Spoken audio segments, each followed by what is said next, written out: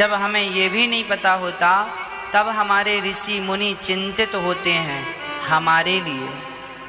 व्यास जी महाराज चिंतित हुए और उन्होंने एक सुंदर ग्रंथ का निर्माण किया जिसे हम श्रीमद् भागवत कहते हैं। ये भागवत जब हम पतित लोग सुनते हैं तो हम इसको सुनते ही पावन हो जाते हैं।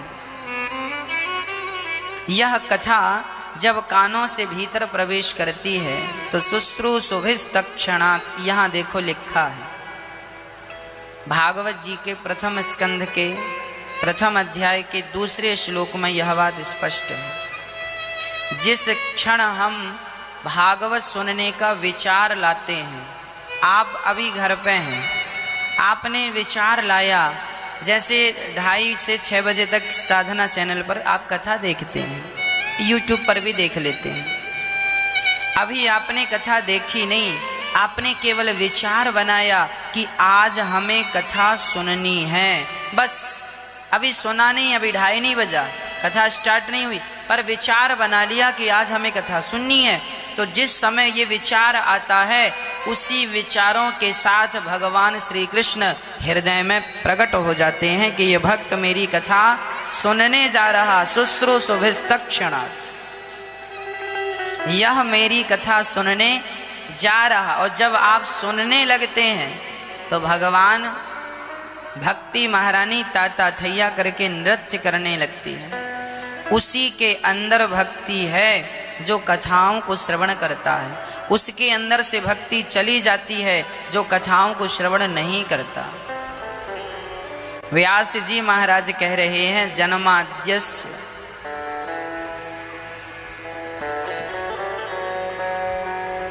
जन्म आदि यस्य जन्माद्यस्य जन्माद्यस्य यतः, जिस परमात्मा ने जगत की सृष्टि स्थिति और प्रलय जो भगवान करने वाले हैं, इस दुनिया को बनाना चलाना ये सब उन्हीं का काम है। हमारा शरीर भी 5 तत्वों से बना है, पृथ्वी जल वायु अग्नि आकाश। इन 5 तत्वों का निर्माण करने वाले भी भगवान हैं।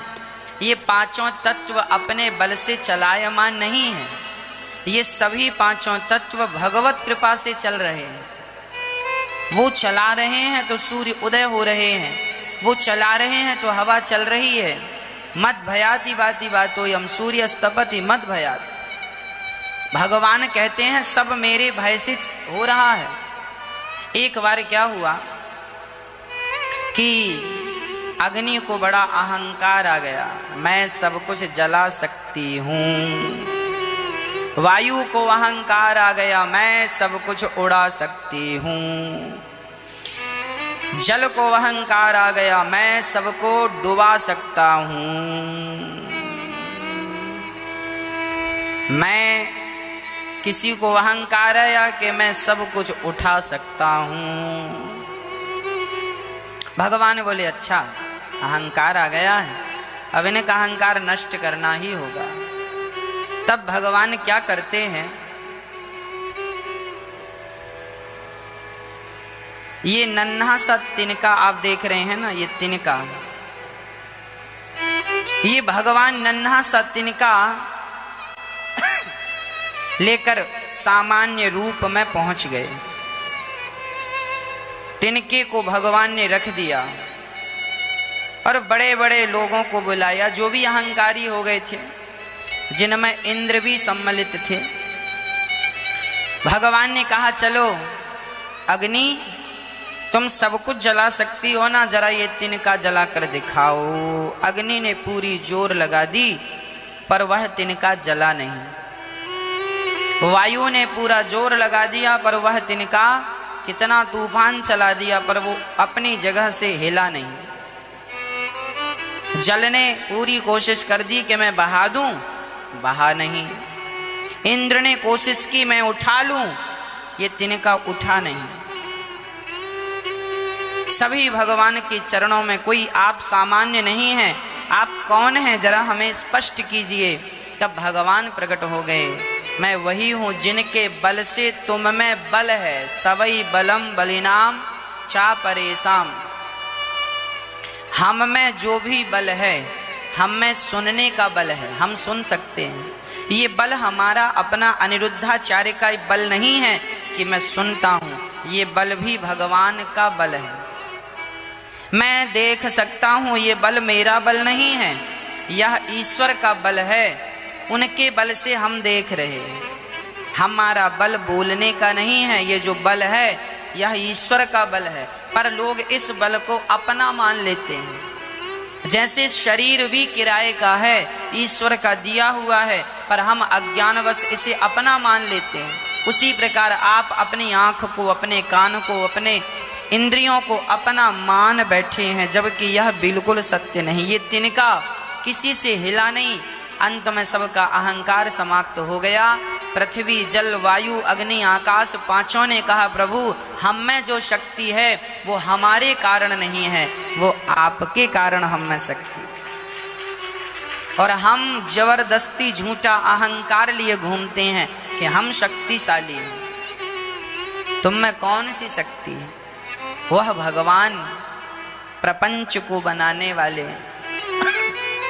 इसलिए बड़ी श्रद्धा, बड़ी सरलता, बड़ी सहजता से जीव मात्र को भगवत चरणों में समर्पण कर देना चाहिए और यही जपना चाहिए। श्रीमन्नारायण चरणौ शरणं प्रपद्ये, श्रीमते नारायणाय नमः। श्रीमन्नारायण बोलो मेरे संग, श्रीमन्नारायण चरणौ शरणं प्रपद्ये, श्रीमते नारायणाय नमः। हे नारायण, श्रीमन्नारायण का अर्थ है हे लक्ष्मी सहित नारायण। श्रीमन मतलब श्री मतलब लक्ष्मी, नारायण मतलब नारायण। हे नारायण, हे लक्ष्मी सहित नारायण। श्रीमन्नारायण का अर्थ है हे लक्ष्मी सहित नारायण। श्रीमन्नारायण चरणौ शरणं प्रपद्ये, हे लक्ष्मी सहित नारायण, हे प्रभु मैं आपके चरणों की शरण ग्रहण करता हूँ या करती हूँ। हे नारायण मैं आपके चरणों की शरण ग्रहण करता हूँ, करती हूँ। मैं आपके चरणों का आश्रय लेता हूँ, लेती हूँ। हे नाथ मेरे को मोहे तो भरोसो इन चरणन केरो। श्री वल्लभाचार्य जी ये पद गाए। हमारे आचार्यों ने कितना बढ़िया हमें मार्ग दिखाया है। हम ना चलें तो हम अभागे हैं। वल्लभाचार्य जी महाराज कह रहे हैं, मोहे तो भरोसो इन चरणन केरो। मोहे तो भरोसो इन चरणन केरो, अर्थात मुझे तो केवल भगवान के चरणों का ही सहारा है। मुझे इस दुनिया में किसी का कोई सहारा नहीं चाहिए सिवाय मेरे नारायण के चरणों के अतिरिक्त। मैं अपनी माँ लक्ष्मी, अपने पिता नारायण के चरणों का सहारा ले रहा हूँ। मुझे इन पर ही विश्वास है। सच कहता हूँ, मुझे किसी पर विश्वास नहीं है। भगवान ही विश्वास के योग्य हैं। सही समय चल रहा है, सही वक्त है। भगवान के चरणों में विश्वास बना लीजिए। कहाँ आप लोग अपना विश्वास भटका रहे हैं यहाँ वहाँ। भगवान में विश्वास होगा, कल्याण होगा। इसलिए हम सबको रोज दिन में 100 बार 1000 बार कहना चाहिए, श्रीमन्नारायण चरणौ शरणं प्रपद्ये, श्रीमते नारायणाय नमः। याद कर लीजिएगा, है ना। यह याद ना हो तो ऐसे याद कर लेना, हे नारायण, हे लक्ष्मी सहित नारायण, मैं आपके चरणों का आश्रय लेता हूँ। मैं आपके चरणों का आश्रय लेती हूँ। मुझे आपके चरणों के अतिरिक्त अपना सा कोई दिखता नहीं है। हे नाथ, मैं आपको कभी भूलूं नहीं। ऐसी प्रार्थनाएं हमें नित्य करनी चाहिए। ईश्वर ही हमें जन्म देने वाले हैं, वही हमारा पालन करने वाले हैं और वही हमारा संहार करने वाले हैं। हम अपनी मर्जी से ना पैदा हुए हैं, ना हम अपनी मर्जी से इस व्यास गद्दी में बैठे हैं, ना हम अपनी मर्जी से मरेंगे। हमें पैदा करने वाले भी भगवान हैं, यहाँ बिठाने वाले भी भगवान हैं, और अपने चरणों में बुलाएंगे इस संसार से तो ये करने वाले भी भगवान हैं। मेरा तो अपना कुछ भी नहीं है। जो लोग अपना मान लेते हैं वो बड़ा परेशान हो जाते हैं। आज हम देखते हैं लोग बड़े परेशान हैं। परेशानी का कारण क्या है? उन्होंने अपने आप को कर्ता समझ लिया है। ना, कर्ता मत मानिए।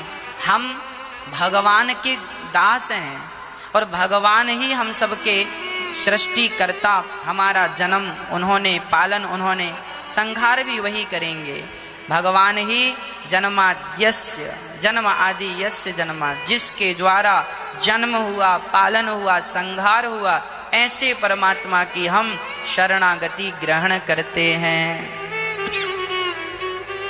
कौन है वो भगवान? चार्थे सुभिज्ञ स्वराट, सब कुछ जानने वाले हैं वो। क्या छिपा है, मैं क्या सोच रहा हूं, यह भी भगवान भली भांति जान रहे हैं। चींटी किस दिशा में मुड़ेगी, अभी चींटी सीधी जा रही है, आगे जाकर वो किस तरफ मुड़ेगी, जो चींटी के मन की बात भी समझते हैं वही ईश्वर हैं। चार्थे सुभिज्ञ स्वराट, जो स्वानैव राजतीति स्वराट, सूर्य और चंद्रमा भी जिनके प्रकाश से प्रकाशित होते हैं वह भगवान है। हम जिन भगवान की बात कर रहे हैं यह वो भगवान हैं जो सूर्य और चांद को भी प्रकाश देते हैं, प्रदान करते हैं।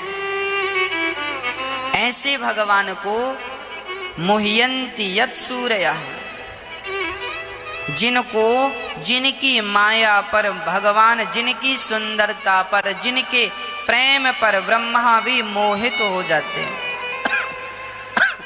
भगवान की अदाओं पर, भगवान की तिरछी चितवन पर गोपियां मोहित हो गई कि नहीं? अरे गोपियों की छोड़ो, ये बताओ उनकी कथा ने आपको मोहित कर लिया कि नहीं? है ना? तो मुह्यन्ति यत् सूरयः, जिनकी रूप माधुरी ऐसी हो, जिनकी कथा माधुरी ऐसी हो कि सामान्य व्यक्ति को भी अपनी ओर आकर्षित कर ले, उनका भी मन मोह ले, यही तो मुह्यन्ति यत् सूरयः, वही तो भगवान है। सोचो कि भगवान की कथा इतनी मोहनी है, मन मोहक है, तो स्वयं स्वयं भगवान कृष्ण कितने मनमोहक रहे होंगे। उन पर गोपियों का मन यदि लग गया तो इसमें बुराई क्या है? अरे और तो सब ठीक है, सूपनखा जैसी राक्षसी भी भगवान पर मोहित हो गई। कहती है ना, तो सम पुरुष न मोसम नारी। सूपनखा कैसी भी थी, भले वो राक्षसी थी, पर बेचारी मोहित तो भगवान पर ही हुई ना। और भगवान को देखकर भला कौन मोहित नहीं होता, है ना? हो गई मोहित। बस सूपनखा की एक गलती इतनी सी हो गई कि वो राम जी पर तो मोहित हो गई, पर माता सीता को इग्नोर करने लग गई। और ये बात आपको समझ लेना चाहिए कि राम भगवान तब तक नहीं मिलेंगे, नारायण तब तक नहीं मिलेंगे जब तक माता लक्ष्मी की कृपा ना हो। राम तब तक नहीं मिलेंगे जब तक माता सीता की कृपा ना हो, और कृष्ण तब तक नहीं मिलेंगे जब तक श्री राधा रानी की कृपा ना हो। बिना श्री के श्याम सुंदर नहीं मिल सकते। सूपनखा की इतनी सी गलती हो गई, बेचारी ने राम से तो मोहब्बत कर लिया पर सीता माँ को इग्नोर कर दिया। और रावण से भी गलती हुई, सीता से तो प्यार कर लिया पर राम को इग्नोर कर दिया। तो बिना राम के सीता नहीं मिल सकती और बिना सीता के राम नहीं मिल सकते। इसलिए हमारे सनातन संस्कृति में युगल नाम लेने की परंपरा है। सीताराम, दोनों का लो। सीता केवल राम राम नहीं, सीताराम सीताराम सीताराम सीताराम। हमारे संत अयोध्या के सीताराम सीताराम जपते हैं, वो राम राम नहीं जपते। राम राम जपने में थोड़ा सा डर है। डर क्या है? थोड़ा पिताजी ना खतरनाक किस्म के होते हैं, पर माँ जरा अच्छी होती है। यदि मैंने गलती कर ली ना तो मेरे पिताजी 2-4 जमा के ही रहेंगे, पर मैंने गलती कर ली तो मेरी माँ प्यार से पुचकार के समझाएगी, मारेगी नहीं, है ना। यदि बाप मारने लग जाए तो माँ बचा लेती है। उसी तरह यदि हमने कोई अपराध कर दिया तो हमारे पिता राम जी हैं, शायद नाराज हो जाएं, परंतु यदि हमारी माँ सीता संग होंगी तो वह मुझे जरूर बचाएंगी कि ना ये अपराधी है तो क्या हुआ, मेरा बच्चा है, मेरी शरण में। इसलिए युगल नाम सीताराम सीताराम, राधे श्याम राधे श्याम।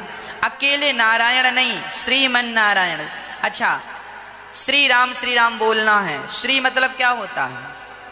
श्री मतलब होता है राम के संग श्री लग गया तो श्री मतलब सीता हो जाएगा। श्री कृष्ण, कृष्ण के संग श्री लग गया तो श्री मतलब राधा हो जाएगा। और नारायण के संग श्री लग गया तो श्री मतलब लक्ष्मी हो जाएगा। तो जो हमारा श्री शब्द है, हमारी जो परंपरा है श्री परंपरा है। हमारी ये दास अनिरुद्ध जिस परंपरा से है, हमारे गुरुदेव ने हमें श्री परंपरा की छाया प्रदान की है। हाँ, श्री परंपरा मतलब माता लक्ष्मी जी की परंपरा है ये। श्री मतलब कौन? मेरी माँ। श्री मतलब श्री जी मतलब राधा जी, सीता जी और लक्ष्मी जी, इनको श्री कहते हैं। तो कोई श्री कृष्ण कहे वो सही है, अकेले कृष्ण कृष्ण जपे ये अधूरा है, इससे नुकसान नहीं है, क्षमा कीजिएगा। पर श्री कृष्ण ये पूरा युगल नाम हो गया। श्री राम ये युगल नाम हो गया। श्रीमन नारायण ये युगल हो गया, है ना। जहां श्री जुड़ा है वहां युगल नाम हो गया। इसलिए मंत्रों को जाप करने में भी उस मंत्र को चेक कर लेना चाहिए कि यह मंत्र युगल मंत्र है या नहीं। यदि आपको युगल मंत्र मिला है गुरुजनों से तब तो ठीक है, और यदि हमारी जो 4 परंपराएं हैं सनातन धर्म की, इन चारों परंपराओं में युगल मंत्र दिए जाते हैं।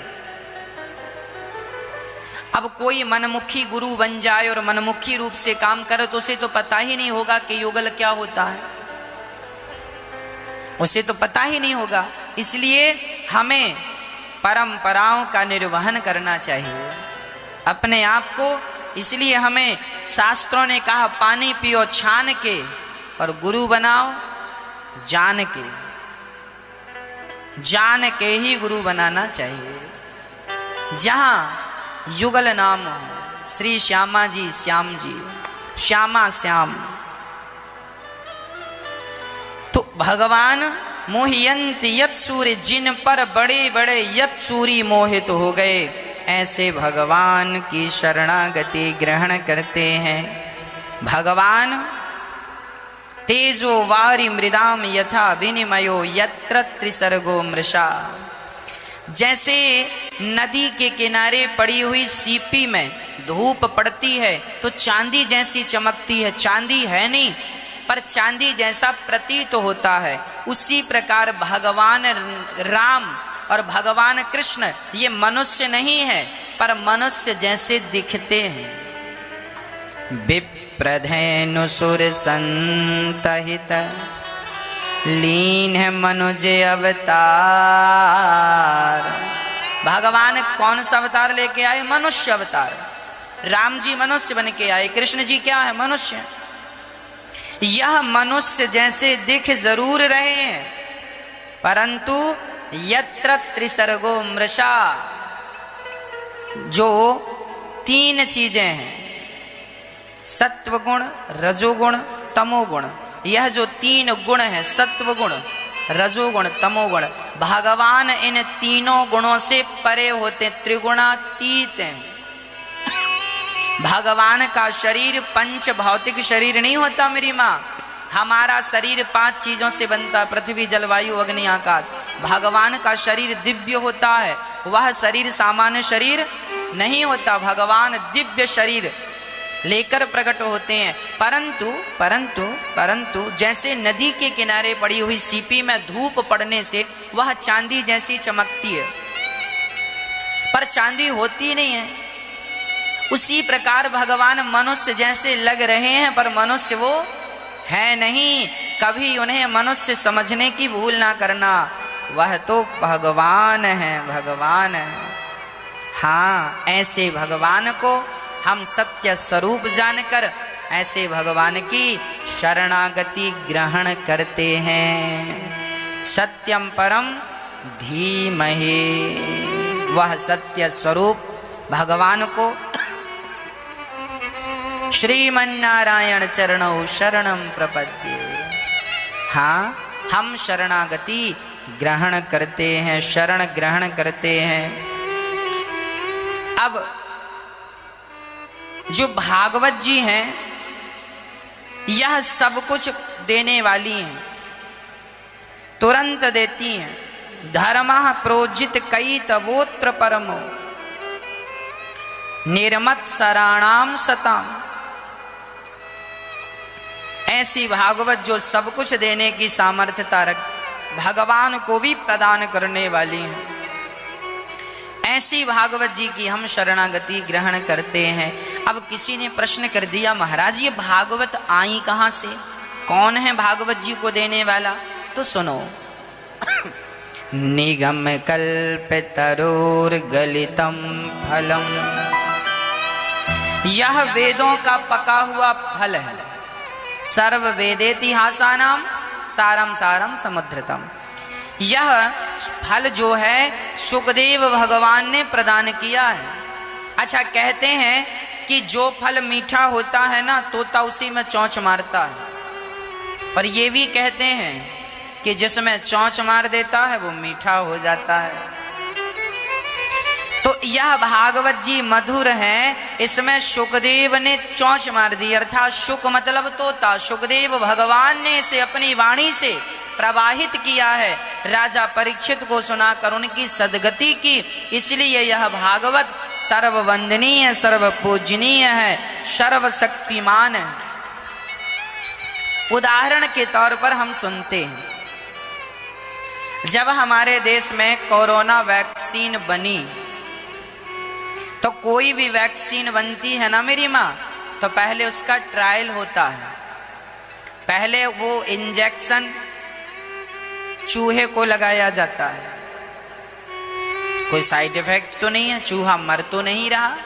कोई भी दवाई बनती है पहले उसका प्रयोग चूहों में किया जाता है, फिर उसका प्रयोग बंदर में किया जाता है।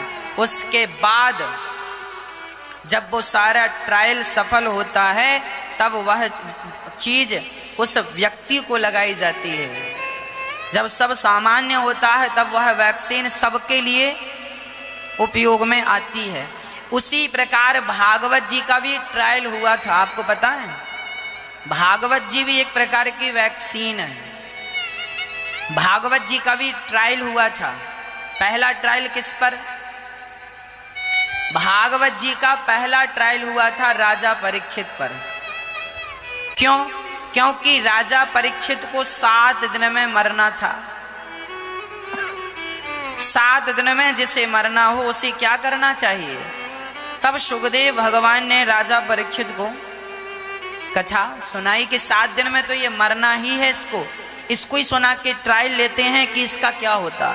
इसको सुनाएंगे, इसका कल्याण होगा, फिर हम दूसरी जगह वैक्सीन लगेगी दूसरे व्यक्ति को। तो पहली वैक्सीन भागवत की राजा परीक्षित को लगाई गई, पहला टीका राजा परीक्षित। इस संसार में वैसे तो पहला टीका भगवान नारायण ने ब्रह्मा जी को लगाया था, भागवत जी का पहला टीका वैक्सीन। फिर ब्रह्मा जी ने यही टीका अपने पुत्र नारद जी को लगाया, फिर नारद जी ने वेद व्यास जी को, व्यास जी ने सुखदेव जी को, सुखदेव जी ने सामान्य जन की बात करूं तो पहला टीका परीक्षित को लगाया गया। अच्छा, परीक्षित को लगाया, हाँ। उसके बाद सफल रहा, परीक्षित तो मुक्त हो गए, आहा सदगति हो गई। अब भागवत जी को और कसौटी में कस के देखने की जरूरत थी। तब इसका फिर दूसरा टीका प्रेत को लगाया गया। चलो जिंदा आदमी तो तर गया, अब जरा देखते हैं भूत तरते हैं कि नहीं। तब गौकर्ण जी ने दूसरा टीका धुंधकारी को लगाया। किसको लगाया? धुंधकारी भूत बन गया था, प्रेत योनि को प्राप्त कर गया था। कल ही हमने आपको सुनाया। धुंधकारी क्या बन गया मेरी माँ? प्रेत बन गया। और जब प्रेत बाधा विनश्यति, जब भागवत जी प्रेत को सुनाई गई तो यह दूसरा ट्रायल भी सफल रहा। प्रेत के लिए सुंदर विमान आया और वह विमान में बैठ के भगवान के परम धाम को चला गया। भगवान को प्राप्त कराने वाला यह टीका है, यह वैक्सीन है। यह टीका लगवाना ही चाहिए प्रत्येक व्यक्ति को। अच्छा, तीसरा इसका प्रयोग किया गया। पहला प्रयोग परीक्षित पर, दूसरा प्रयोग भूत पर। भूत पर भी यह प्रयोग सफल रहा। तीसरा प्रयोग गौकर्ण जी ने किया। पशु, पक्षी, चींटी, चींटा, कुत्ता और बिल्ली पर। गौकर्ण जी ने पहली बार भागवत धुंधकारी को सुनाई और दूसरी बार भागवत वहां तमाम मनुष्यों को फिर सुनाई। भागवत जी में स्पष्ट लिखा है कि वहां पर जितने जीव थे, कुत्ता बिल्ली के कानों में भी यदि भागवत का शब्द गया था तो वह भी भगवान के धाम में उस शरीर सहित भगवान के परम धाम को चले गए। यह भागवत जी की सफलता है। मतलब भागवत जी केवल मनुष्यों को नहीं, केवल भूतों को नहीं, अरे कुत्ता बिल्ली भी यदि उनके कानों से भागवत का शब्द उनके हृदय तक पहुंच जाए तो भागवत उनका भी कल्याण कर देती है। कितना भी बड़ा पापी ये मानव पाप कृतस्तु सर्वदा सदा दुराचार रता विमार्ग गाहा क्रोधाग्नि दग्धः कुटिलाश्च कामिनः सप्ताह यज्ञेन कलौ पुनन्ति ते। कितना भी बड़ा पापी क्यों ना हो, पतित से पतित क्यों ना हो, उसका भी उद्धार भागवत जी से हो जाता है। जब सब पर ट्रायल सफल रहा तब हम जैसे पतितों पर भी ये ट्रायल शुरू हो गया कि चलो अब हमारा और तुम्हारा नंबर।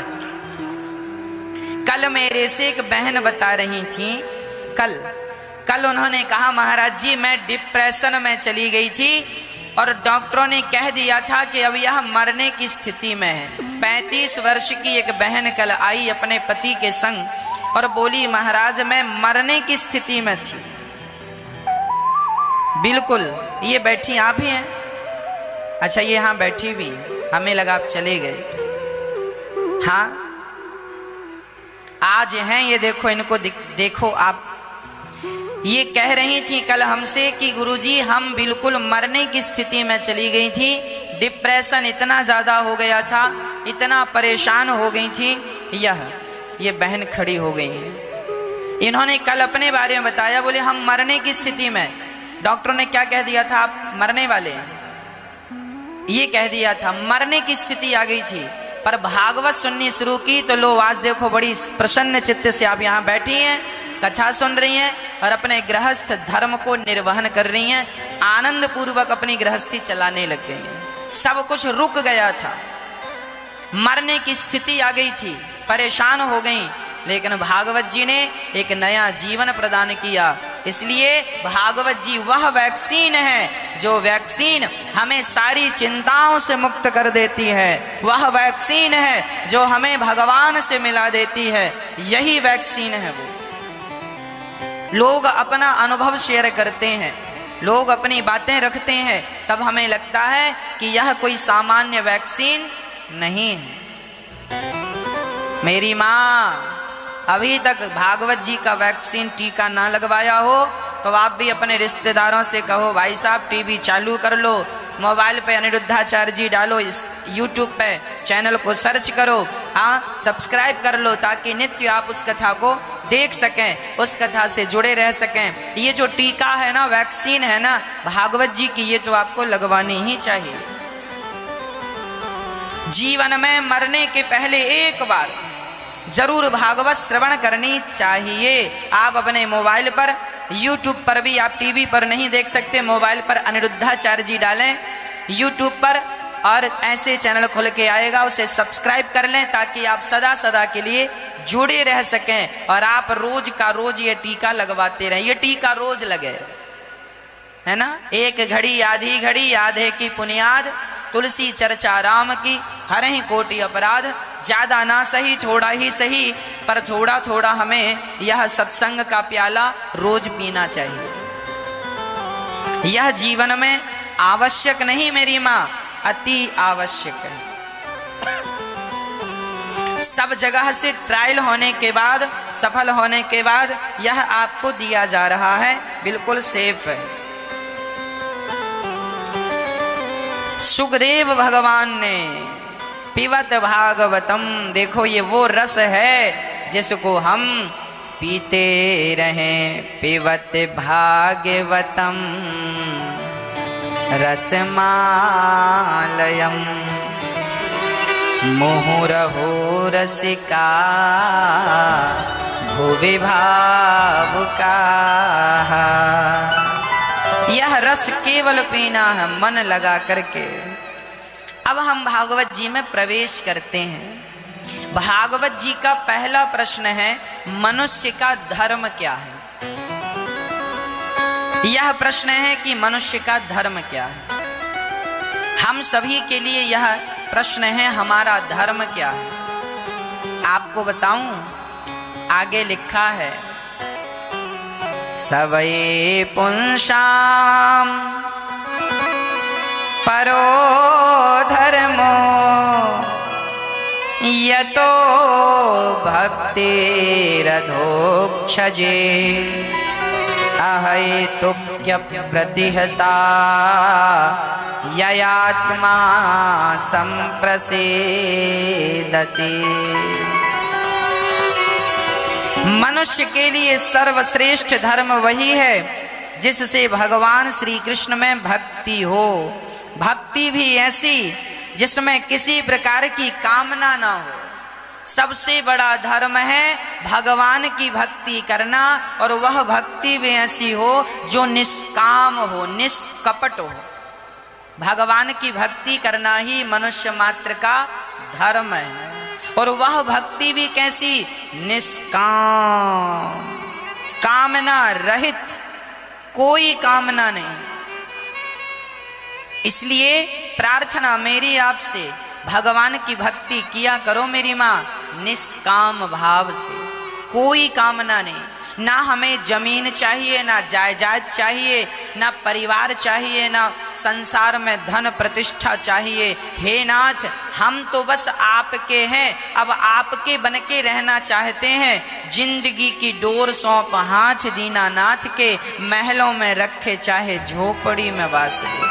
चाहे तो महलों में रखें, चाहे झोपड़ी में रखें, हम तो भगवान के हैं। चाहे फूलों में रखें, चाहे कांटों में रखें, हम तो भगवान के हैं, है ना? हम किसके हैं? भगवान के। और बताओ, यदि हमारे जीवन में दुख आएगा तो क्या हम भगवान से शिकायत करें, तुमने दुख दे दिया? देखो सरकार, दुख सुख तो आएंगे। क्या भगवान राम को भी 14 साल का दुख नहीं आया? क्या माता सीता को भी दुख नहीं आया? आया ना। दुखों से तो देखो, ये संसार दुखालय है। गीता में लिखा है, इस संसार में यदि भगवान भी आ जाए तो भगवान को भी दुख उठाना पड़ता है। फिर हमारी और आपकी हैसियत क्या है? इसलिए हमें दुखों से भागना नहीं चाहिए और घबराना नहीं चाहिए। बस भगवान से यही प्रार्थना करनी चाहिए कि हे नाथ, यदि आपने दुख दिया है तो इस दुख को सहन करने की शक्ति भी आप ही देना। हाँ, और मखमल के गद्दों पर बिठाएं तो वहां बैठो। अपनी मर्जी ना हो, मेरी इच्छाओं को आप एक काम करना मेरी माँ। यदि जीवन में सुखी होना है तो एक सूत्र मैं बता रहा हूं, इस बात का, इस ज्ञान का मूल्य यदि हम कहें तो कम से कम 10 करोड़ रुपए की एक बात हम आपको बता रहे हैं। कितने की बात है ये? 10 करोड़ की। अब आप 10 करोड़ की बात को सुन लीजिएगा, क्योंकि ये बहुत कीमती बात है। जीवन में सुखी होना हो तो सुखी होने का एक मंत्र दे रहा हूं। क्या मंत्र है? अपनी सारी इच्छाओं को समाप्त कर दीजिए। मंत्र है हमें अपनी सारी इच्छाओं को समाप्त कर देना चाहिए। हमारी कोई इच्छा ना हो। जिस व्यक्ति की इच्छाएं समाप्त हो जाती हैं वह व्यक्ति सबसे सुखी हो जाता है, और जिसकी इच्छाएं समाप्त नहीं होती वह बंदर की तरह नाचता रहता है, उसे शांति नहीं मिलती। तो सुखी होने का मूल मंत्र है इच्छाओं का त्याग। जैसे रखें राम जी रहना चाहिए। सुदामा जी की कोई इच्छा नहीं थी, मीराबाई की कोई इच्छा नहीं थी, कोई इच्छा। अरे जो भगवान का हो गया, नाथ मैं आपका हो गया, अब इच्छाएं मैं क्या रखूं? बच्चे को, छोटे से बच्चे को थोड़ी इच्छा होती है कि मैं पैंट अच्छा पहनूं, शर्ट अच्छी पहनूं, उसे कोई इच्छा नहीं होती, पर माँ ही उसे सजाती रहती है। अच्छा कपड़ा पहनाएंगे, काजल, बच्चा थोड़ी कहता मुझे काजल, वो तो रोता है माँ का हाथ पकड़ के, चल काजल लगा रही है माँ, वो तो हाथ हटाता है, लेकिन माँ काजल लगाती है, उसे सुंदर बनाती है। वैसे ही सुंदर है तुम्हारा बच्चा, पर और पाउडर लगा देती है। माँ है ना, जैसे माँ बच्चा कितना भी सुंदर हो, माँ फिर भी उसका श्रृंगार करके उसे और सुंदर बनाती है। उसी प्रकार जब भक्त भगवान के चरणों में समर्पण कर देता है तो तुम्हारी कोई इच्छा न होने पर भी भगवान तुम्हें इतना कुछ दे देता है कि तुम्हारी इच्छाएं वहां तक पहुंच नहीं सकती। तुम वो कभी सोच भी नहीं सकते जो विधाता तुम्हें दे देते हैं। कब? जब तुम अपने इच्छाओं को समाप्त कर देते हो, तब तुम अपनी इच्छाएं मिटा दो और भगवान की इच्छाओं से जियो। तुम्हारी इच्छाओं से तुम भिखारी बन के रहोगे और भगवान तो तुम्हें राजा बना के बिठाएंगे। पर व्यक्ति इतनी सी बात समझता नहीं है। और जो मैंने समझाया यह कम से कम 10 करोड़ की बात है। आप 10 करोड़ रुपए जीत गए। अब आप ना कहिए हम गरीब हैं, आपके पास करोड़ों का ज्ञान है, हम आपको करोड़पति बना के ही रहेंगे। आपके पास करोड़ों का ज्ञान है, ना कहा करिए कि हम गरीब हैं। गरीब वो लोग हैं जिन्हें ज्ञान नहीं, जो अभी तक भगवान का नाम नहीं जप रहे हैं, अभी तक सुबह नहीं जाग रहे हैं, ये लोग गरीब लोग हैं। भले सोने की थाली में खाते ही क्यों ना हो, पर ये गरीब हैं। वही अमीर है जो भगवान का चिंतन कर रहा हो, जो अपने आप को ये कह रहा हो कि मैं भगवान का हूँ, भगवान मेरे हैं, वह अमीर हो गया। मीराबाई अमीर हो गई। तो आपको आज हमने 10 करोड़ रुपए का दिव्य ज्ञान दिया। अब ना कहना कभी कि हम गरीब हैं। बात समझ में आई मैया? आ गई। क्या समझ में आया बता दो? 10 करोड़ की कौन सी बात हमने आपको बताई?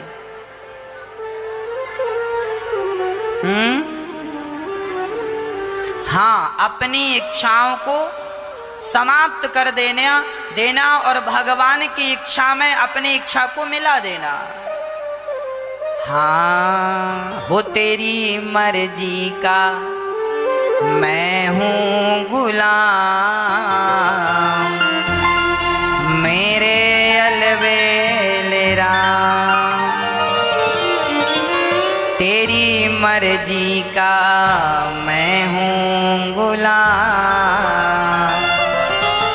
अपनी कोई मर्जी नहीं, मैं तो आपकी मर्जी का गुलाम हूँ। जो भी करा ले मैं हूँ तुम पर न्योछावर।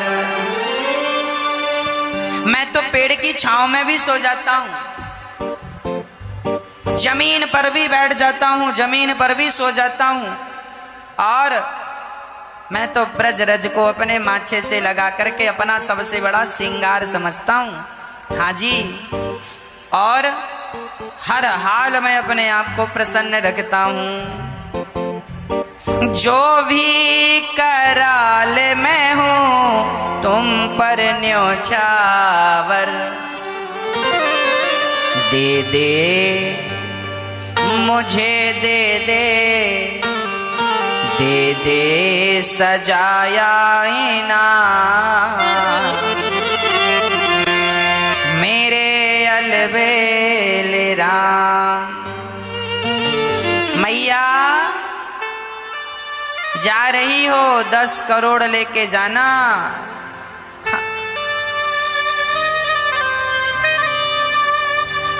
खाली हाथ में आपको जाने नहीं दूंगा। अब जो भी आया करेगा मैं उसे 10-20 करोड़ तो दे ही दिया करूंगा। हाँ,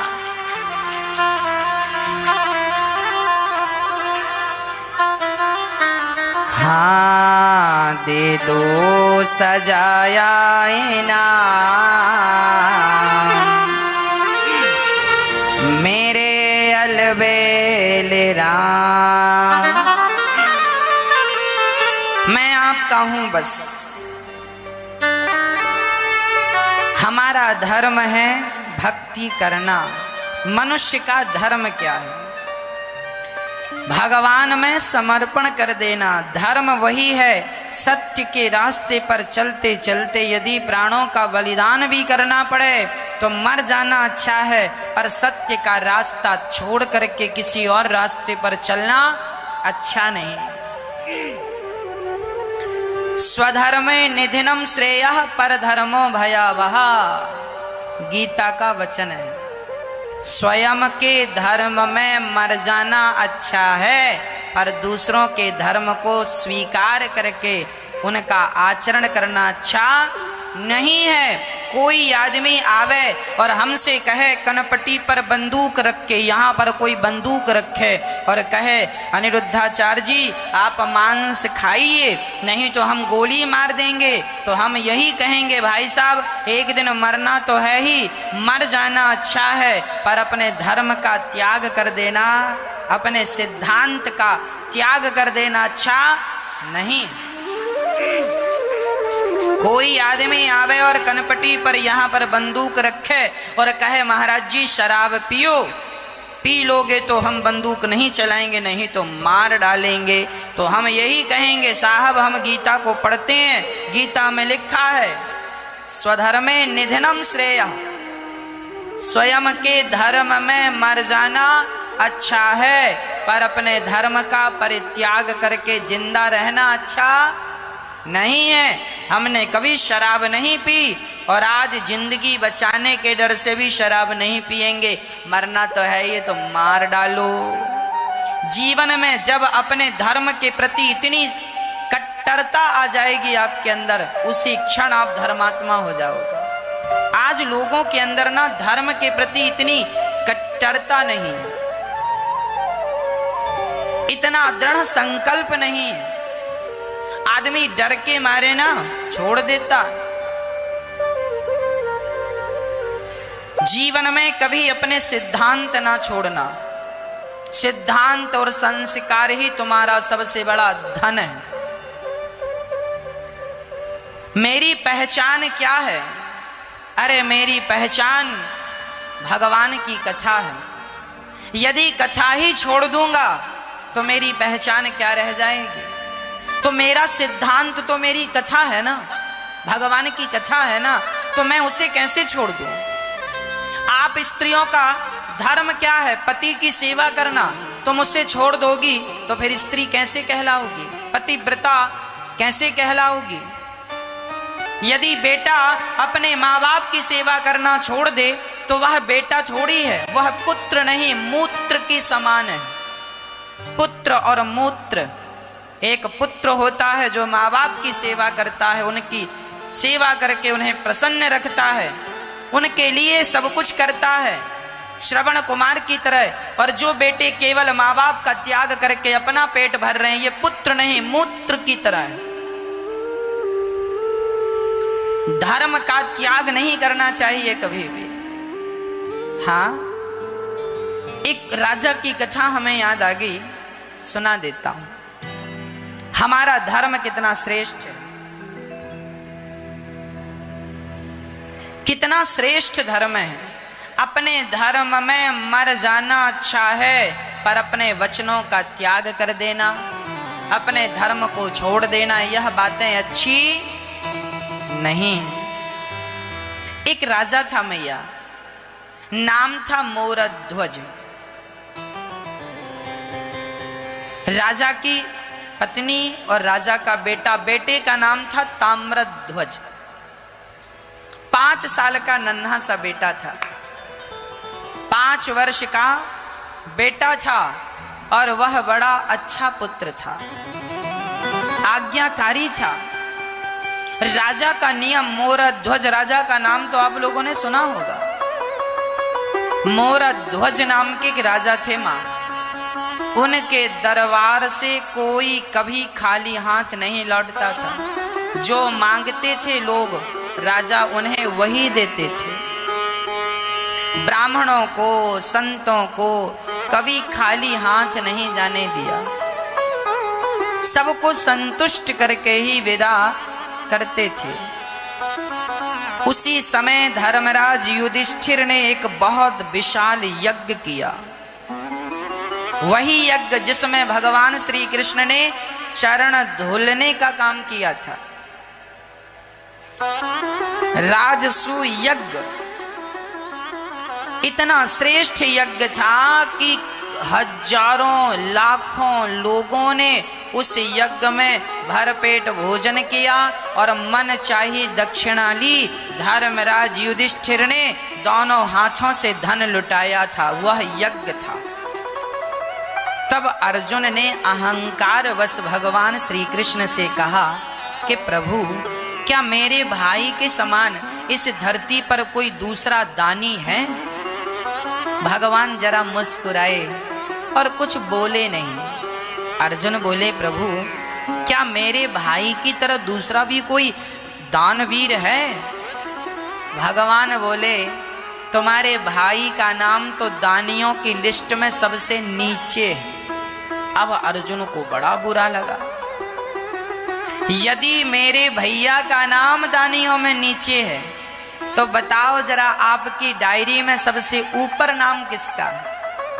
इतिहास के पन्नों में सबसे आज तक लाखों दानी हुए हैं, एक से बढ़कर एक दानियों की हम लोग कथा सुनते हैं, सुनाते हैं। पर आज यदि हम निष्कर्ष निकालें कि सबसे श्रेष्ठ दानी कौन है, तब भगवान ने कहा, अभी तक जितने दानी हुए हैं सतयुग, त्रेता, द्वापर और युगों में, इन सभी युगों में सबसे श्रेष्ठ दानी है मोरध्वज।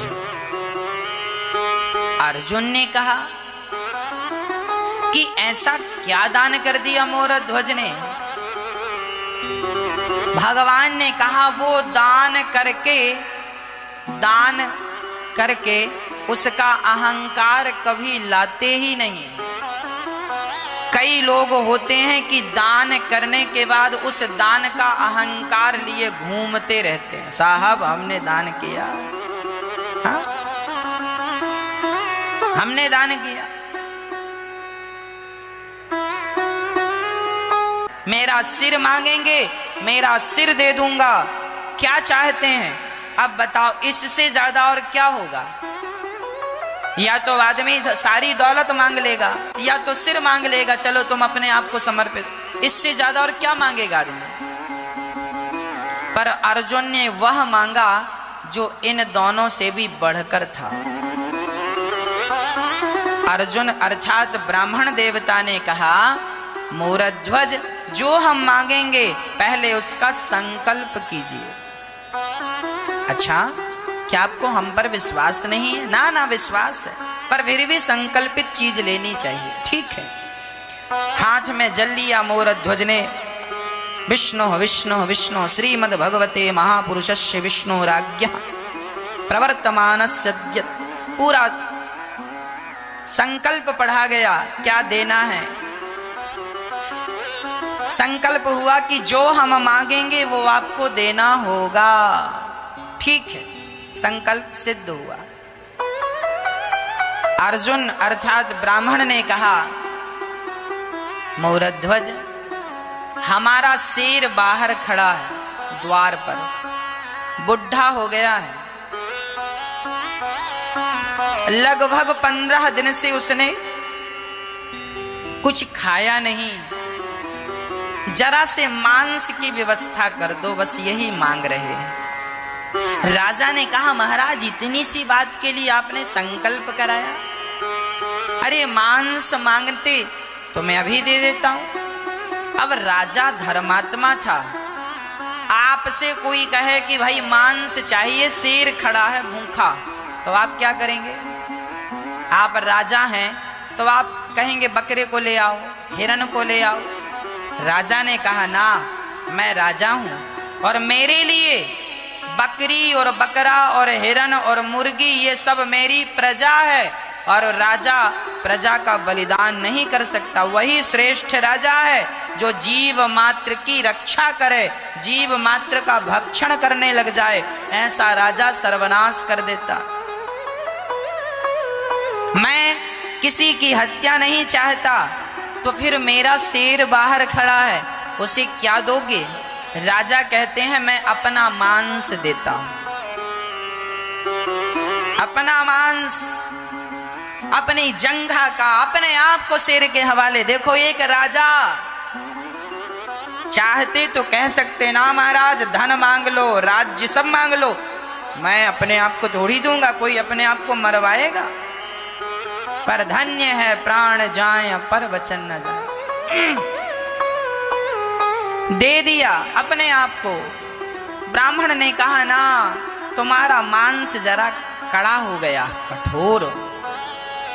हमने सुना है तुम्हारा बच्चा है। हाँ हाँ है। 5 साल का है। हाँ हाँ है। अच्छा, राजा मोरध्वज के अभी बुढ़ापे में जाकर संतान हुई थी। एक ही बेटा था, नाम था ताम्रध्वज। बड़ा सुंदर सा बालक था, सबका लाडला था, प्यारा था। ब्राह्मणों ने कहा, हमारे शेर को तुम अपने बच्चे का मांस खिलाओ।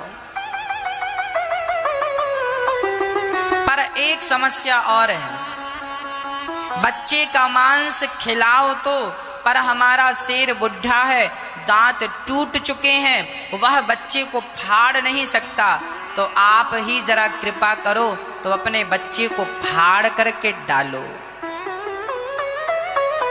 बच्चे का मांस खिलाना है और शर्त यह है, उसे बीच से फाड़ करके खिलाना।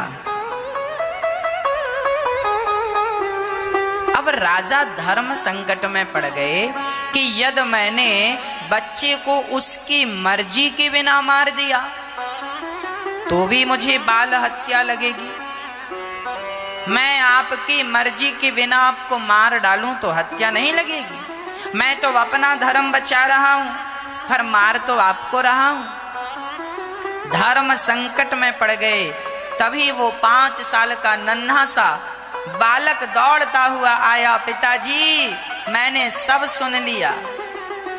आप यही सोच रहे हैं ना कि मैं अपने बेटे को उसकी मर्जी के बिना कैसे मारूं? तो पिताजी, मैं आपका बेटा हूं। अरे बेटे का धर्म है कि पिता के धर्म की रक्षा करे। जो बेटा पिता के धर्म की रक्षा ना कर सका, वह बेटा कैसा बेटा है? मैं आज अपने आप को आपके चरणों में समर्पित कर रहा हूं। पिताजी, संतान पर उसके माता पिता का ही अधिकार होता है। मेरे शरीर में जो रक्त की धार दौड़ रही है, जो ब्लड दौड़ रहा है, वह आपका ही तो खून है। अर्थात मुझ पर यदि सबसे ज्यादा अधिकार किसी का है तो मेरी माता और मेरे पिता का अधिकार है।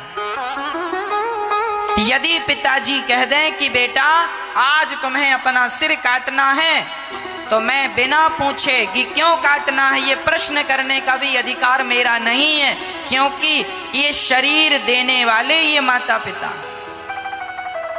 वो ना होते तो तुम ये अधिकार भी कैसे जताते? सोचिए, पुत्र धर्म कितना बड़ा होता है। माता पिता की आज्ञा पर बिना क्वेश्चन किए, बिना प्रश्न किए राम जी ने एक बार नहीं कहा कि मैं वनवास क्यों जाऊं। मात पिता और गुरु की वाणी बिना ही विचार करें शुभ जानी। पिता के चरणों में उस बच्चे ने 5 साल का था समर्पण कर दिया, पिताजी मैं आपका हूं। रानी को पता चला, रोती रोती आई, महाराज क्षमा करो मेरे बच्चे को मत लो, मेरा बच्चा एक ही है, बड़ा लाडला बड़ा प्यारा है। ब्राह्मणों ने कहा राजन अपनी रानी को समझाओ, यदि ये रोएंगी तो हम खाली हाथ चले जाएंगे, इनके एक आंसू इनकी आंख से गिरने नहीं चाहिए। रानी ने जल्दी से आंसू पोंछ लिए। धन्य थी वो रानी। हाँ, धर्म के लिए रोना भी नहीं है। यदि तुम्हें ना रोना हो धर्म के लिए तो आंसू पोंछ कर खड़ी हो गई, पत्थर दिल बनाकर। ठीक है बेटा जाए, कितना भी दुख आए पर धर्म ना जाए। धर्मो रक्षति रक्षिता। आज की स्त्रियों को ये रोने लग जाएं तो इन्हें चुप कराना बड़ा कठिन है। किसी भी प्रकार से हमें तो ऐसा लगता ब्रह्मा जी भी शायद चुप नहीं करा सकते। माताएं रोने बस लग जाएं। हमें तो किसी के जब कोई चला जाता है, किसी के घर में कोई बुजुर्ग चले गए या कोई मर गया तो हमें बड़ा डर लगता है उस घर में जाने से। डर इस बात का कि चलो पुरुषों को तो जैसे तैसे समझा देंगे, माताओं को नहीं समझा पाएंगे। ये सुनने कोई तैयार नहीं है, सिर्फ रोना सिर्फ रोना सिर्फ रोना। पर धन्य है ये रानी कि ये रोती नहीं। मेरी माँ जीवन में दुख आए तब भी अपने आंसुओं को कंट्रोल में रखना चाहिए। अपना आपा हमें नहीं खोना चाहिए। हर हाल में अपने आप को स्ट्रांग बना के रखना चाहिए। ऐसे ना रोया करो छोटी छोटी बातों में जैसे आप रोने लगती हो। धैर्यवान बनो, सहनशील बनो। धन्य है वो रानी, मोर ध्वज की पत्नी आंसुओं को पी गई, खड़ी हो गई। अब महाराज बच्चे को कैसे फाड़ना है? बोले आरे से चीरना है। आरा लाया गया, उस आरे से जिससे लकड़ी फाड़ी जाती है, आरे को बच्चे के सिर में रखा गया। एक तरफ से रानी ने पकड़ा, एक तरफ से राजा ने पकड़ा और उसे फाड़ना स्टार्ट किया। बच्चे को फाड़ रहे हैं किस लिए? धर्म के लिए। नहीं, रो रहे हैं किस लिए? कि रोएंगे तो ये ब्राह्मण चले जाएंगे और जो हमने देने का संकल्प किया है वह संकल्प नष्ट हो जाएगा। नहीं, रो रहे हैं किस लिए? किस लिए? धर्म के लिए। धर्मो रक्षति रक्षिता।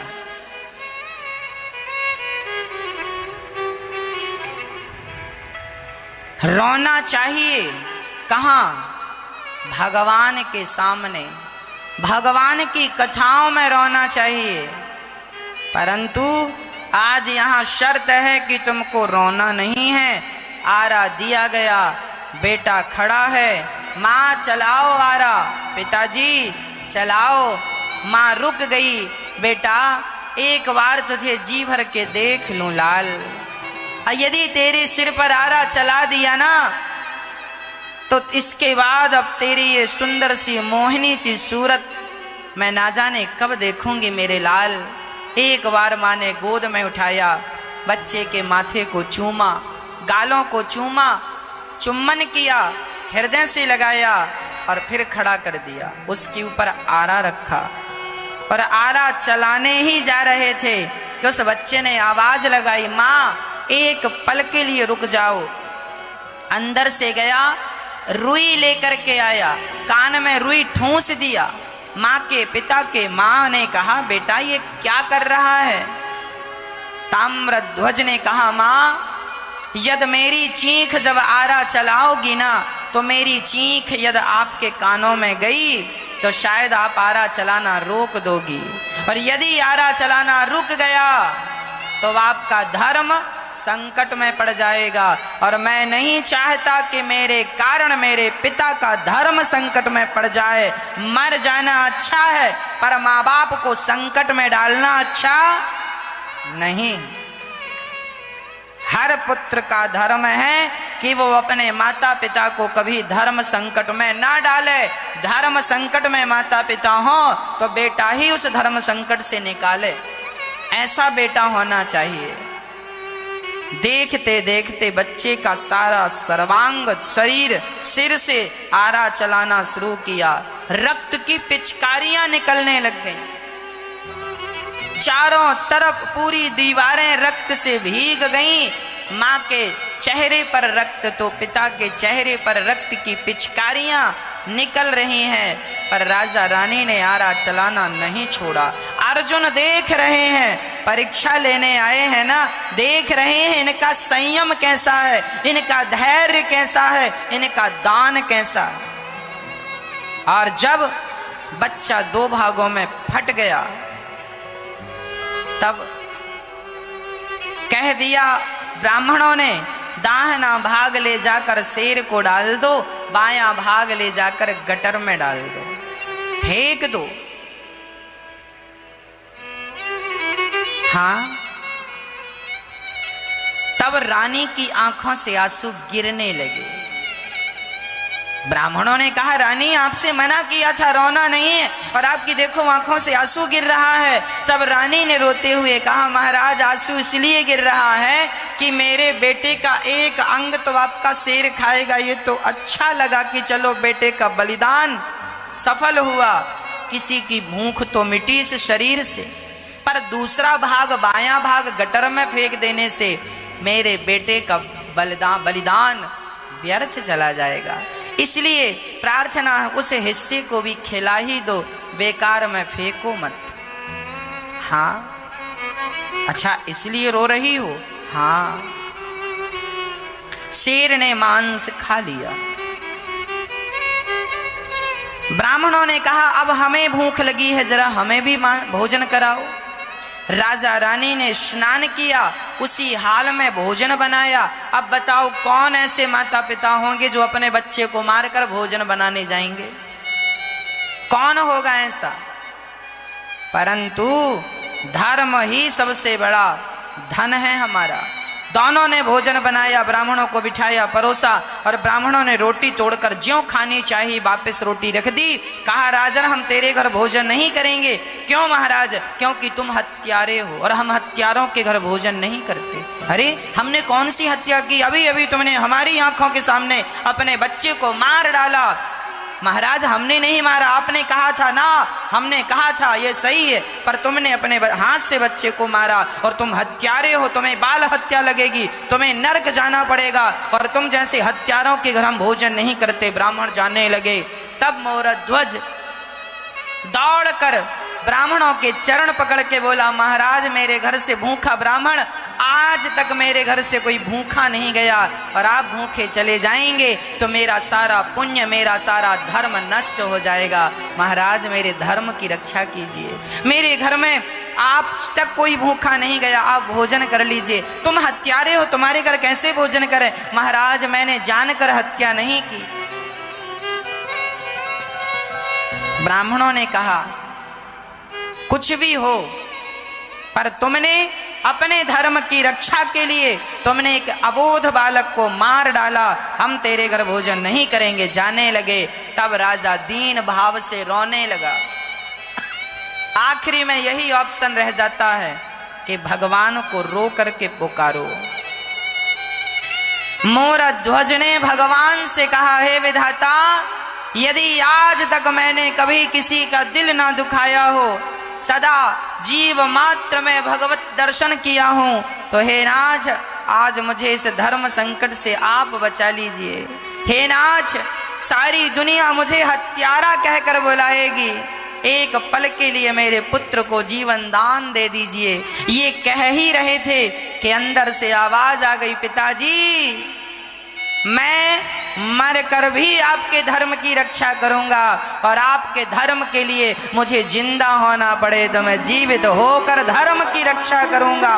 दौड़ कर आया, पिता ने पलट कर देखा, बच्चे को हृदय से लगाया और बच्चे से कहा, बेटा तू ठीक है। जब पलट कर देखा तो ना वहां शेर था ना वहां ब्राह्मण थे, वहां तो भगवान श्री कृष्ण चतुर्भुज रूप में खड़े थे।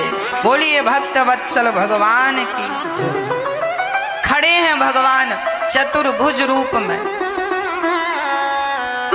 अर्जुन की आंखें गीली हैं, अर्जुन अश्रुपात कर रहे हैं, बहा रहे हैं, रोते जा रहे हैं, रोते जा रहे हैं। ताम्र ध्वज मोर ध्वज भगवान को देखकर भगवान की आंखें भी गीली हैं। मोर ध्वज रोने लगे, कहा प्रभु आप यहाँ इस वक्त क्या अपराध हुआ? भगवान बोले, राजन हम ही थे जो तेरी परीक्षा ले रहे थे। ये सुनकर मोर ध्वज जोर जोर से रोने लगे। भगवान बोले, क्यों रोते हो? बेटे के सिर पर आरा चलाया तब तो तुमने रोया नहीं, तब तुम्हारी आंखों से आंसू नहीं आए, और अब जब तुम पास हो गए परीक्षा में तो रोते हो। मोरध्वज ने कहा, प्रभु मैं इसलिए रो रहा हूं कि यदि जगत का कोई व्यक्ति मुझ पर संदेह करता तो मुझे अच्छा भी लगता, पर आप तो भगवान हैं। क्या आपको भी मुझ पर कोई संदेह था जो आप परीक्षा लेने आ गए? क्या मेरे दान पर, मेरे वचनों पर कोई संदेह था? तब भगवान ने रोते हुए हृदय से लगाकर भक्त से कहा, बेटा मुझे तुम पर कोई संदेह नहीं था। मुझे पता था कि तुम अपने वचनों को कभी तोड़ते नहीं हो और तुम अपने धर्म के लिए अपने आप को, अपने पुत्र को सब कुछ दांव पर लगा सकते थे। लेकिन मैं जगत से कहता कि मेरा मोरध्वज सर्वश्रेष्ठ दानी है तो कौन स्वीकार करता? पर आज तुमने दान देकर इस दुनिया में एक तुम ही हो जिसने अपने पुत्र का दान इस प्रकार से किया। इसलिए जब तक इतिहास रहेगा तब तक तुम्हारा नाम दानियों में सर्वश्रेष्ठ रहेगा, यह हम कहते हैं।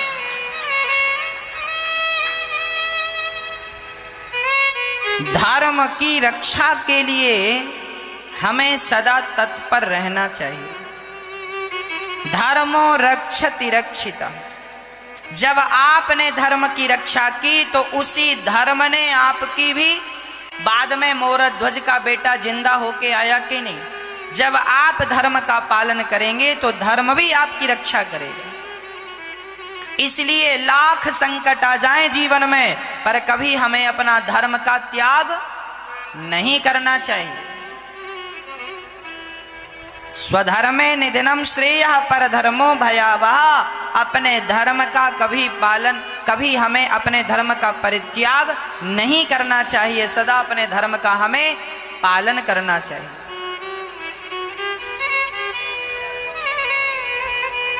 हमें जब जब रोना होए तो भगवान के लिए रोना। माताएं बहुत जल्दी भगवान को पा सकती हैं क्योंकि माताएं ही सबसे ज्यादा रोती हैं। माताएं ऐसी हैं, थोड़ी देर में रोने लगती हैं, थोड़ी देर में हंसने लगती हैं। ऐसा लगता है आंसुओं का बिल्कुल खजाना है।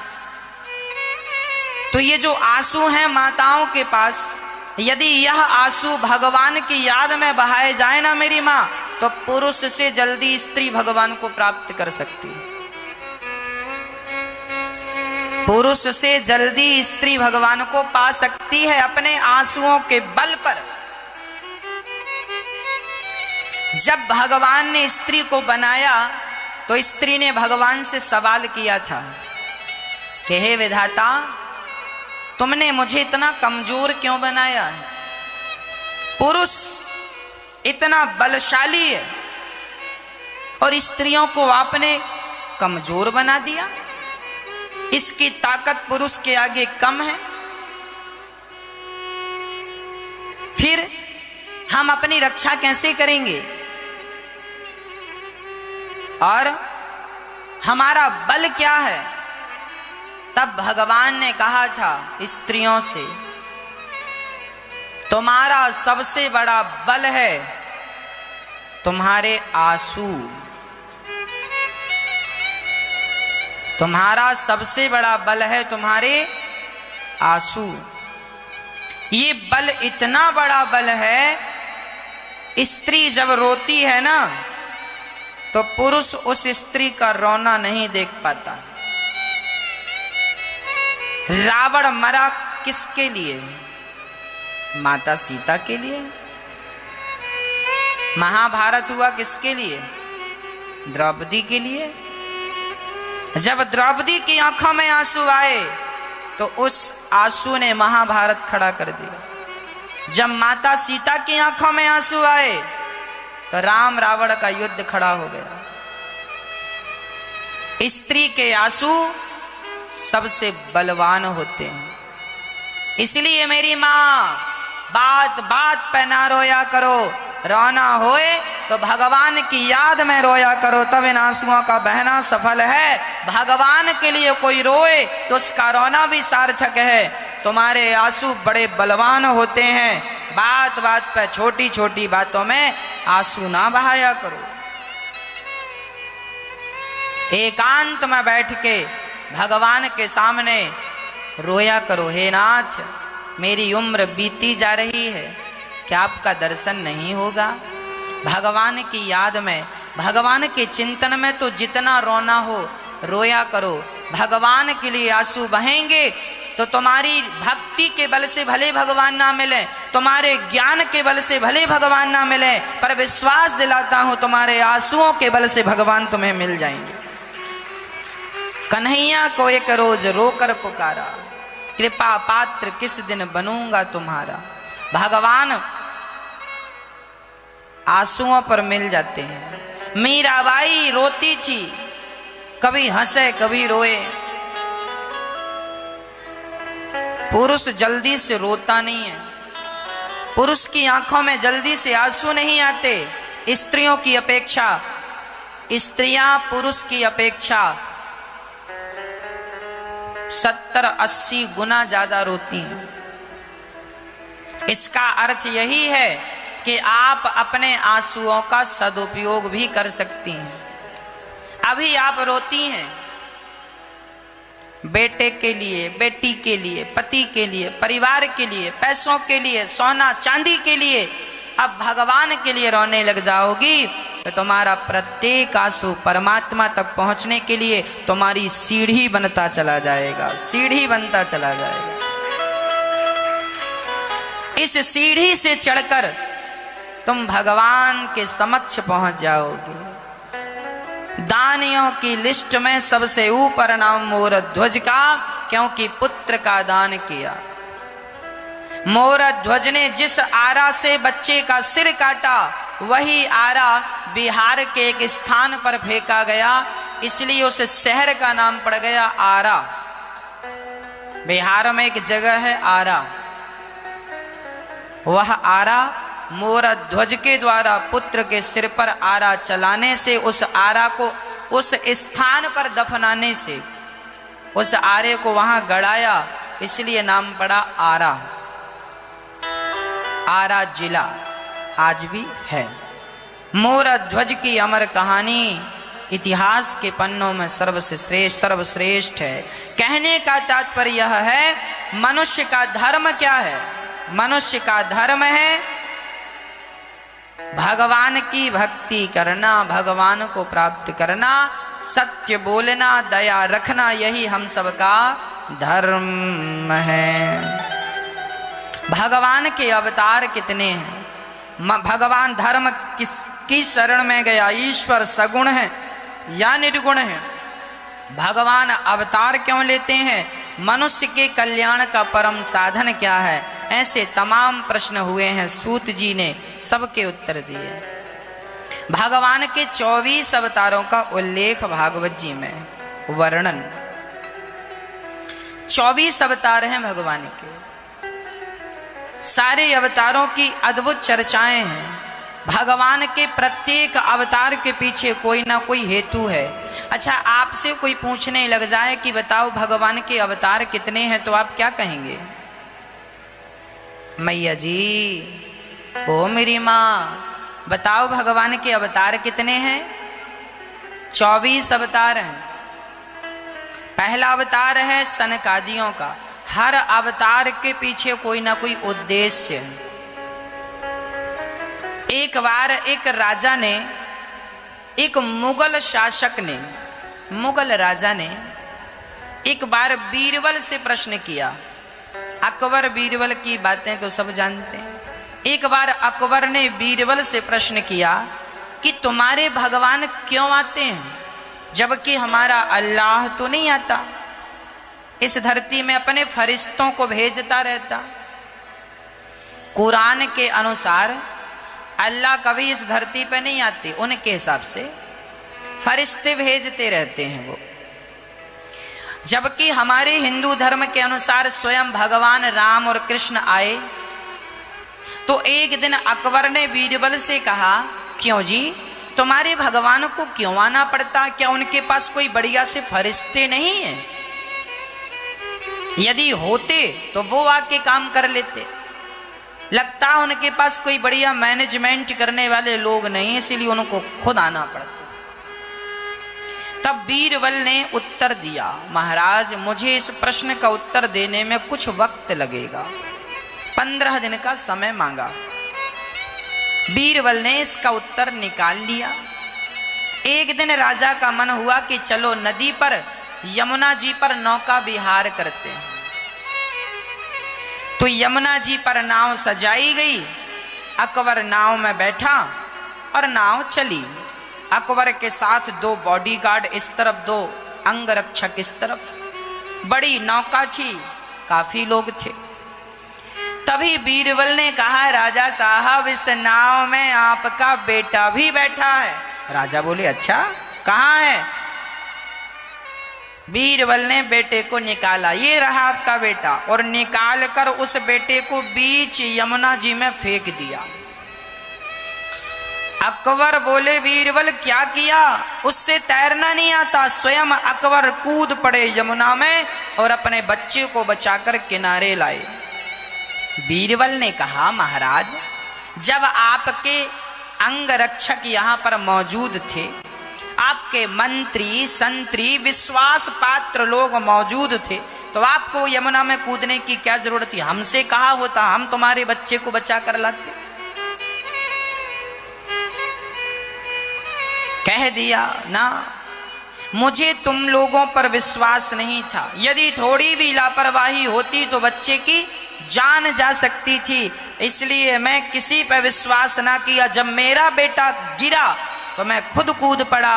तब बीरबल ने कहा, महाराज उसी तरह जैसे जब आपका बेटा गिरा तो आपने किसी पर भरोसा ना करके स्वयं कूद पड़े। बीरबल ने कहा, जब भक्तों पर संकट आता है तो भगवान किसी पे भरोसा ना करके स्वयं भक्तों की रक्षा के लिए भव सागर में कूद पड़ते हैं। भगवान अपने भक्तों से जैसे तुम अपने पुत्र से प्यार करते थे तो कूद गए। इसलिए हमारे भगवान इस धरती पर आते हैं क्योंकि वो अपने भक्तों से अत्यधिक प्यार करते हैं। जिनके भगवान प्यार करते हैं अपने भक्तों से, उनके भगवान तो आते हैं, और जिनके भगवान प्यार नहीं करते सो फरिश्तों को भेजते रहते हैं। तो हमारे भगवान तो प्यार करते हैं, इसलिए भक्तों के लिए स्वयं कूद पड़े। अकबर ने ये बीरबल का उत्तर सुना तो अकबर चुप हो गए। इस उत्तर का कोई तोड़ भी तो नहीं था। अर्थात भगवान तब तब आए, परित्राणाय साधूनां विनाशाय च दुष्कृतां धर्म संस्थापनार्थाय संभवामि युगे युगे। जब जब होय धर्म के हानि, बाढ़हि असुर अधम अभिमानी, तब तब धरि प्रभु विविध शरीरा। अनेक रूप रूपाय विष्णवे प्रभु विष्णवे।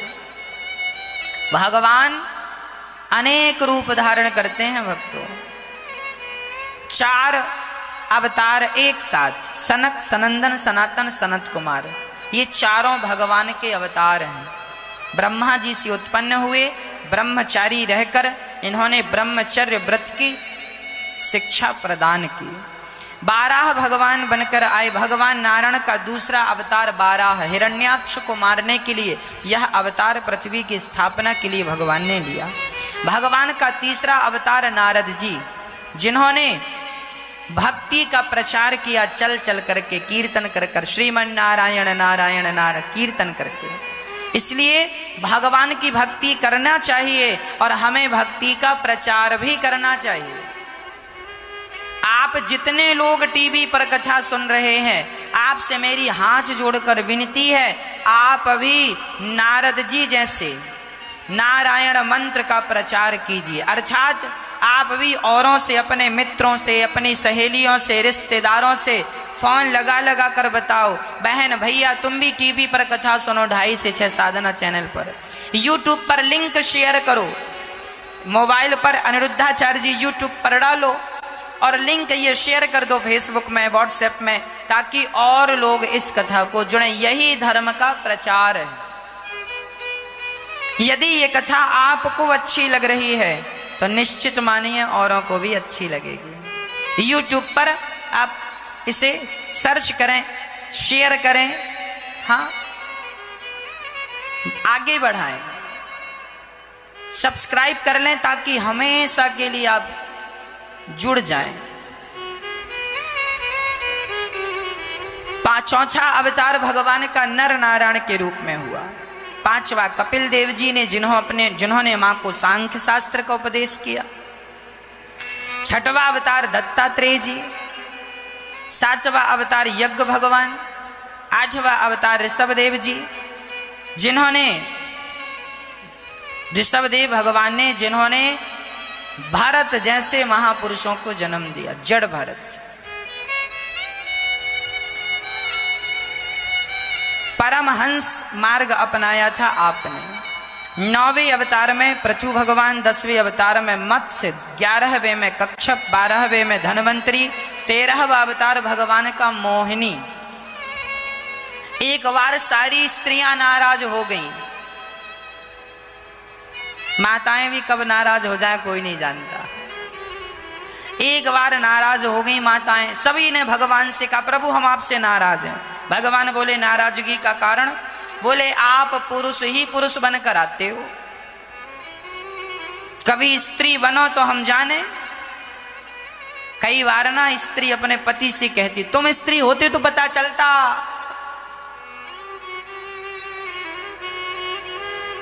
और सच्ची बात तो यह थी मैया, आप जितनी स्त्रियां हैं ना यहाँ, आप सब ही पिछले जन्म में लगभग पुरुष थीं। पुरुष मरता है तो स्त्री का चिंतन करता है, तो वही पुरुष अगले जन्म में आप स्त्रियां बन के आ गई। आप लोग पिछले जन्म में मरे तो अपने पति का, अपने स्त्री का, आप लोग पिछले जन्म में पुरुष थे और मरे तो पत्नी का, मेरी पत्नी का क्या होगा, पत्नी तो खुद पत्नी बनी घूम रही हो किसी की आजकल। और ये पुरुष लोग मरते हैं ना, स्त्रियां मरती हैं तो पति, मेरे पति का क्या होगा, पति, तो वो स्त्री जो थी वो पुरुष बन के आ गई। तो अपने राम जो है पिछले जन्म में वही थे जो आप थे।